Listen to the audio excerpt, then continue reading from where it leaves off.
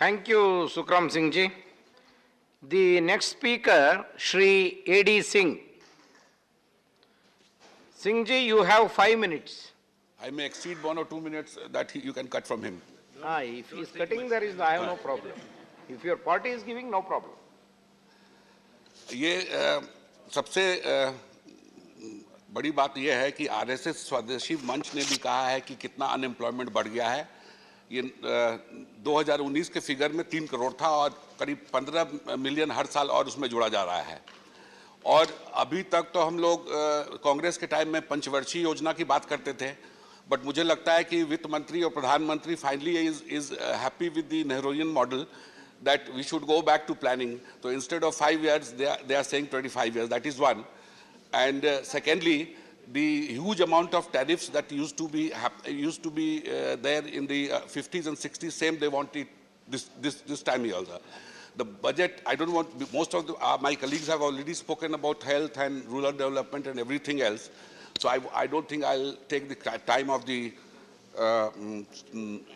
to speak on those, except that the capex which has gone in the infrastructure, I don't think they will be able to spend it.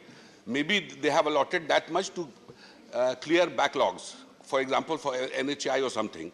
Now I'll come straight to Atmanirbhar Bharat.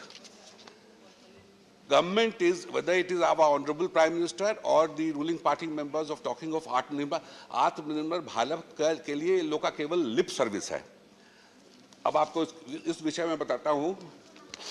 Doing business in India is governed on the aggregate by as many as 1536 law, which on the aggregate requires 69,233 compliances. The laws are both central and state laws. These are 678 central laws that require 25,537 compliances, 858 state laws that require 43,696 compliances. These are okay with the big corporates, but for the medium industry and the small industry, वो काम क्या करेगा? Many of these laws and compliances, prison sentences are there. In fact, imprisonment clauses run into hundreds as follows: 244 central laws and 25,537 compliances have imprisonment clauses. 599 state laws and 20,895 have imprisonment clauses. I will request the Honorable FM and the Corporate Affairs Minister to set up an independent group to simply calculate the cost, both direct and indirect, in terms of time spent, for example, of the required compliances in respect of various group of industries. अगर ये इस तरह का compliance में ही हमारा time बीतेगा, तो हम business क्या कर पाएंगे? और जब हमने tariff कम किया है, हमारा export बढ़ा है. This is also the time of economic diplomacy. काफी मेंबरों ने कहा कि $1 लाख करोड़ का इंपोर्ट चाइना से हो रहा है, बहुत चिंता का विषय है।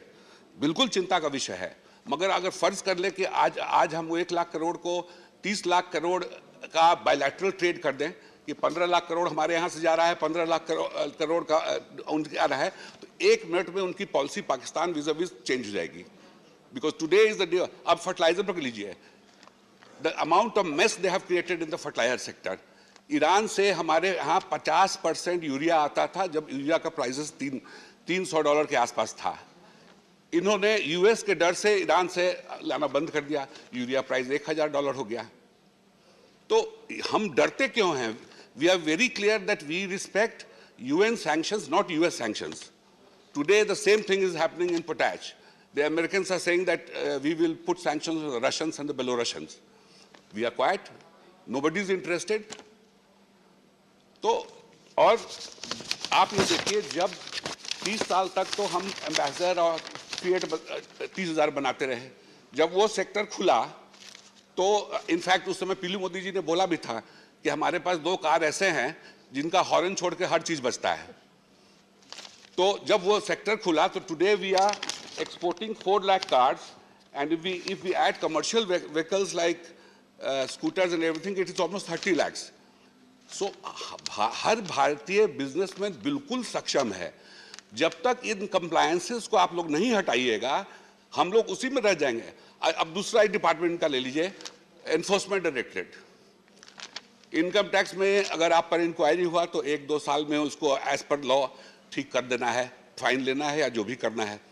एनफोर्समेंट डायरेक्टर आपके यहाँ आ गया तो आप समझ लीजिए कि 20 से 25 साल तो इंक्वायरी में बिताएंगे वो, उसके बाद 10-15 साल वो केस लड़िए। तो बेसिकली अगर आप 40 साल के हैं तो 80 साल तक है, और जिस दिन आपके घर आएंगे पूरे समाज में आपका बेइज्जती हो जाएगा।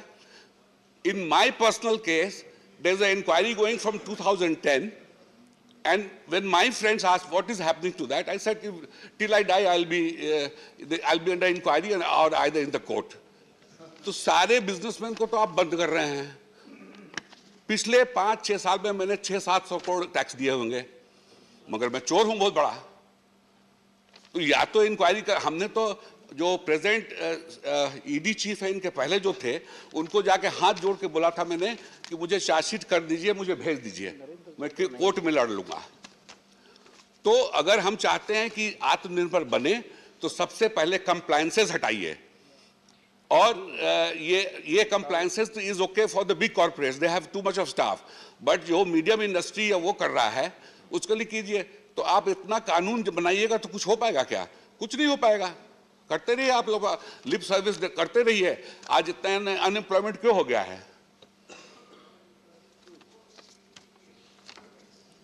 Conclude, Singh ji. Just give me 1 minute. I wish to make it that we are not going to become Atmanirbhar by erecting barriers around us, but opening up. In the 1990s, it was famously said that each time we reduced import tariffs, our export went off. We as businessmen are not scared of or shy away from competing with China or any other country. We will take them on. Just liberate us from the excess and excesses of domestic laws that divert our time and attention and resource from the business of doing business. Thank you very much, sir. Thank you, Mr. Reddy Singh ji.